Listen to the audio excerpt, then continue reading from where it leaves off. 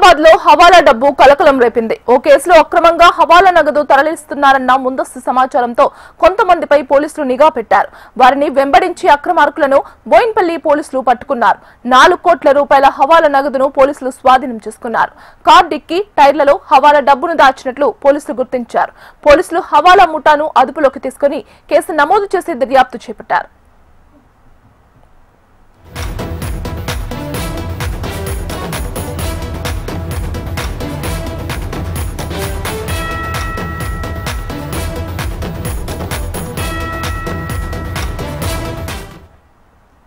హైదరాబాద్ లో హవాలా డబ్బు కలకలం రేపింది.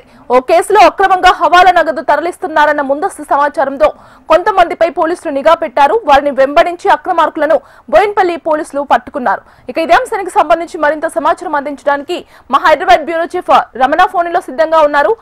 రమణ, చెప్పండి, ఇప్పుడు ఈ హవాలా బ్యాచ్ ని ఏ ప్రాంతవాసులుగా గుర్తించారు?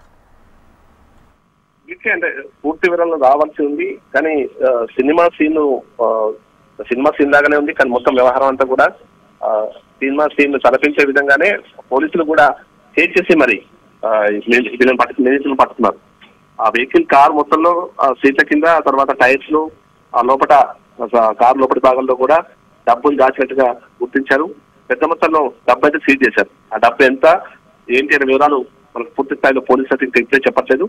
అధికారికంగా దీనికి సంబంధించిన వివరాలు వెల్లడించే అవకాశం ఉంది. విచారణ కొనసాగుతుంది కాబట్టి విచారణ తర్వాత ఈ మొత్తం వ్యవహారం అంతా కూడా సంబంధించిన వివరాలు కూడా అందిస్తామని పోలీసులు చెప్తున్నారు. మొత్తం మీద డబ్బు అయితే హవాలా డబ్బుగానే గుర్తించారు కాబట్టి ఆ డబ్బుకు సంబంధించి ఎవరెవరు ఉన్నారు, వెనుక ఎక్కడ తరలించబోతున్నారు, ఇలాంటి సమాచారం ప్రస్తుతం నిందితులను విచారించిన తర్వాత వారిని రిమాండ్ తరలించే అవకాశం అయితే కనిపిస్తుంది.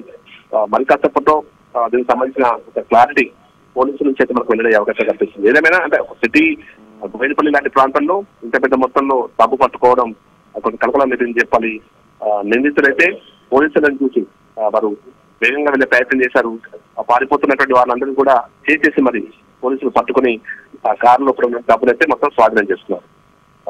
ప్రస్తుతం అయితే ఆ డబ్బు ఎంత, వారెవరు, ఇలాంటి వివరాలకు సంబంధించి పూర్తి స్థాయిలో క్లారిటీ ఇవ్వడం కోసం పోలీసులు వారిని విచారిస్తున్నారు.